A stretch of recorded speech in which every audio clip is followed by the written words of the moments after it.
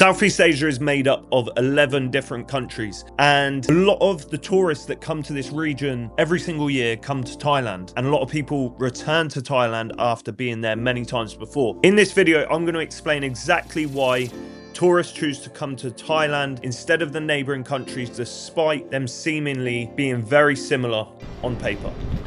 After spending some time in Thailand, you will quickly notice how many tourists there are here, and after speaking with a lot of foreigners in Thailand, you'll also quickly notice that most of them are return visitors.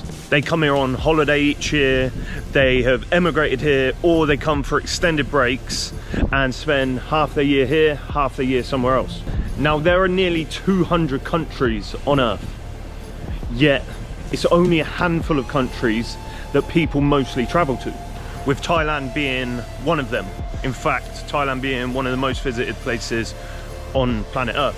Now, the interesting part of this is that Thailand is head and shoulders above the neighboring countries in Southeast Asia, like Vietnam, like Philippines, for tourism and for people coming and visiting the country. And there's countries in this region with similar cost, similar weather and climate, arguably similar or same or even better beauty, depending on your opinion and what you're after. So why do people keep coming back to Thailand, and why do people choose to come here versus the other countries? Here's what I think.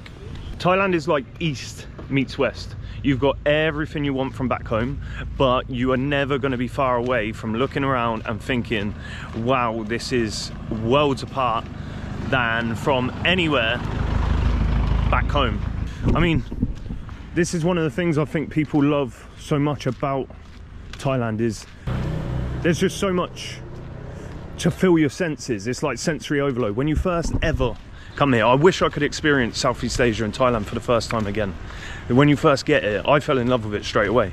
But when you first get here, it is mind-blowing. There's things going on everywhere. The cars, the traffic, the food, just the simple things that you take for granted after you've been here for a little while, like the shops, the signs, the nightlife, the scenery, the weather. After you're anywhere for a significant amount of time, you can take these things for granted, but I think the people that keep coming back and the people that choose to come here just appreciate it, and after they've been away for a while, they can't wait to get back because they miss it so much.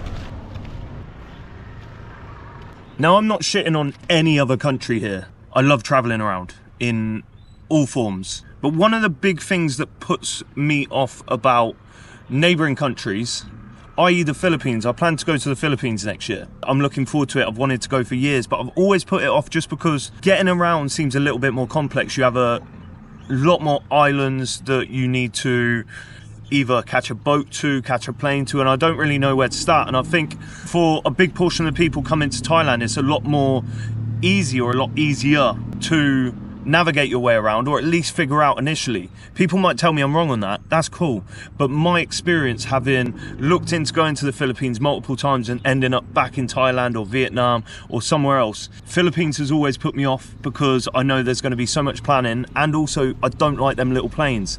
And everyone I've always seen going to the Philippines gets on these little dingy planes that fit about 10 people, and it's just not a bit of me. Like I said, I've never been to the Philippines. It's not shitting on that country. I look forward to going. I can't wait. It's just a case of the ease of getting around. I think for visitors, expats, and return visitors to Thailand makes it so much more simple and easy to understand where to go and get what you want from your trip. Vietnam this year has had around about 14 million visitors. Philippines had around about 6 million, and Thailand has had around about 26 million so far, and it's expected to get up to around about 35 to 40 million by the time 2024 finishes. So it's clear to see that a lot more people choose Thailand over these neighboring countries. There's other countries as well in Southeast Asia. In terms of cost, in terms of having the whole package, I think Thailand is the one that trumps it. And I personally think the reason why Thailand gets more visitors is because of the well-roundedness. Hear me out. From what I've seen of the Philippines, it looks like one of the most beautiful places on earth. The beaches, The islands, the water, the people seem amazing. Everything about it seems good. I've already mentioned about getting around and the travel being one of the biggest limiters, in my opinion, to why people probably don't choose Philippines over Thailand. But what about Vietnam? Why do people not go to Vietnam? Here's a massive one: the beaches. Infrastructure and potentially food are probably the main reasons. Again, this is all subjective. I've spent plenty of time in Vietnam. I've been up and down the country twice. I've been there 4 or 5 times. There's something that is amazing about Vietnam. I love it, the history and everything about it. I love the place. So why doesn't everyone just go to Vietnam? It's probably a little bit cheaper, or at least the same price as Thailand. I think it's cheaper. But the main reason it has to be the fact that in Thailand you have the islands, you have the beaches, and I just think that infrastructure of the East meets West, where it's a little bit more advanced here and you have more malls and things do feel a little bit more modern. I think that's probably the reason, especially for longer term expats. I believe in Vietnam you have something like 100,000 expats. Those were the numbers I was trying to find online. And in Thailand, you have around about 2 to 3 million. That's nearly 20 times that. So when I say why are people choosing Thailand or why people prefer it, it's not just my opinion. It's not my opinion necessarily. Both countries, every country has their strong points and weak points. Every country is good for their own reasons. As I mentioned, I love Vietnam. Great country, great people. But it's just a fact that people choose to come to Thailand. Is it because it's more modern? Is it because you've got the beaches? I mean, the beer's super cheap in Vietnam, so it can't just be the alcohol, and the nightlife's pretty good in Vietnam. Can't just be that.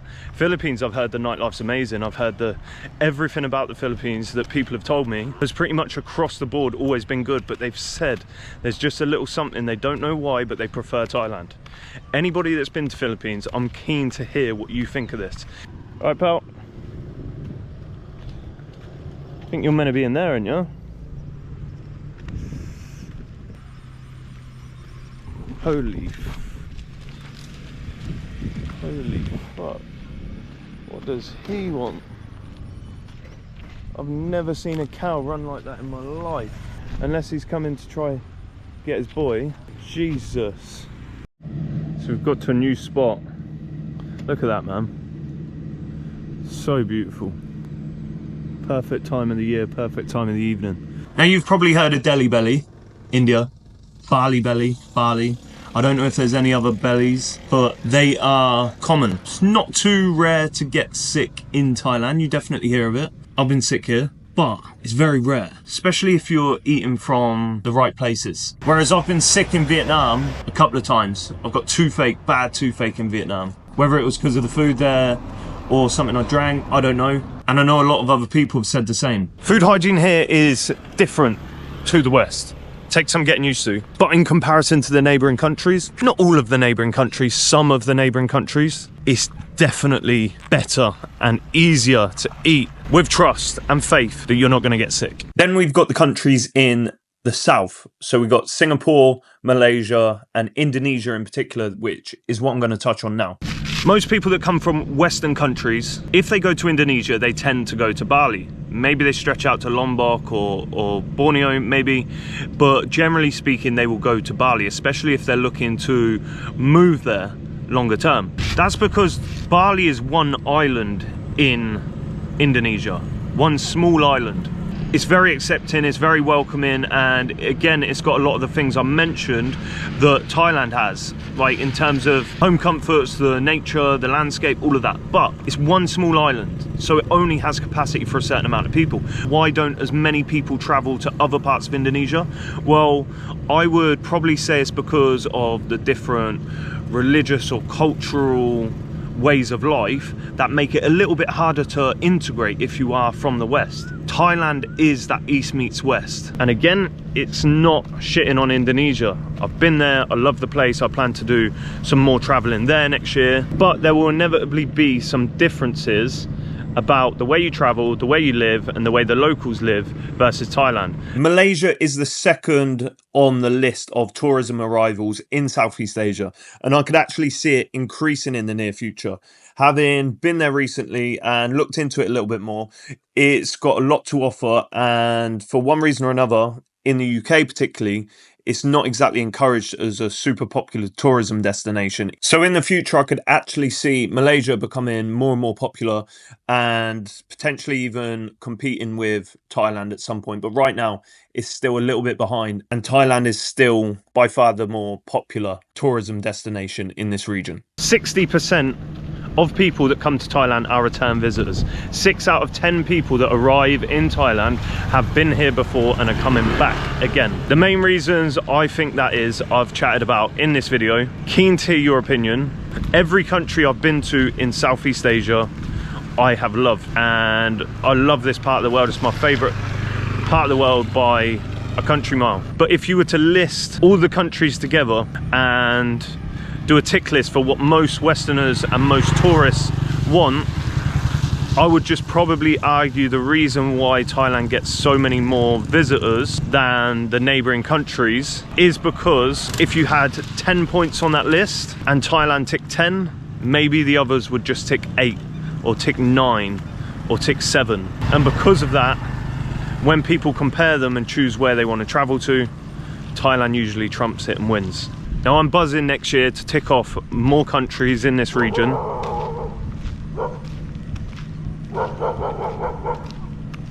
Here we go.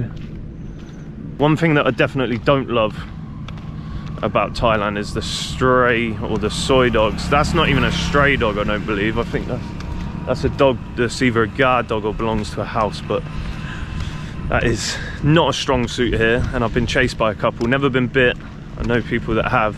Yeah, not ideal when you get chased by a dog that's barking, trying to nip at your ankles when you're riding along on a scooter, trying not to fall off and crack your head open. Back on the subject, I'm super excited next year to travel more of Southeast Asia. If you've got any recommendations, if you disagree with me, let me know in the comments. If you agree with me, let me know in the comments also. And tell me why. If you keep coming to Thailand, what are the reasons you keep coming here? Or if you choose to travel to somewhere else or live somewhere else in this region, why do you choose there as well? Guys, as always, I appreciate you tuning in. Hopefully you found this video useful or interesting, and I will catch you in the next one. Peace.